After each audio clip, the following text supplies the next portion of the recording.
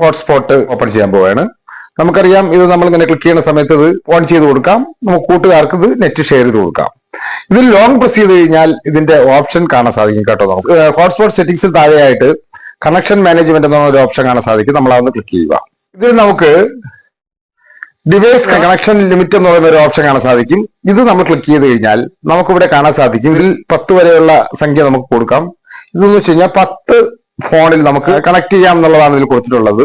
ഇത് നിങ്ങൾ 1 or 2 ആക്കി മാറ്റുക. കാര്യം എന്ന് പറഞ്ഞു കഴിഞ്ഞാൽ നമ്മുടെ സുഹൃത്തുക്കൾക്ക് ചിലപ്പോൾ നമ്മുടെ പാസ്വേഡ്, നമ്മുടെ ഹോട്ട്സ്പോട്ട് പാസ്വേഡ് അറിയാൻ സാധിക്കും.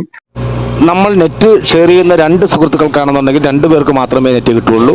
പാസ്വേഡ് അറിയുന്ന എല്ലാവർക്കും നെറ്റ് എടുക്കാൻ സാധിക്കത്തില്ല. ഇങ്ങനെ ഷെയർ ചെയ്യുന്ന സമയത്ത് 3 or 4 വെച്ച് കഴിഞ്ഞാൽ അവർക്കും ഈ കിട്ടുകയും അവർ വൈഫൈ ഓൺ ചെയ്യുകയാണെന്നുണ്ടെങ്കിൽ അവർക്കത് കിട്ടുകയും അവരത് നെറ്റ് യൂസ് ചെയ്യാൻ സാധ്യതയുണ്ട്. 1 or 2 വെച്ച് കഴിഞ്ഞാൽ ഇത് കറക്റ്റ് ആയിരിക്കും. അത് നിങ്ങൾ എപ്പോഴും ശ്രദ്ധിക്കുക. അതിനാണ് ഈ ഓപ്ഷൻ കൊടുത്തിട്ടുള്ളത്.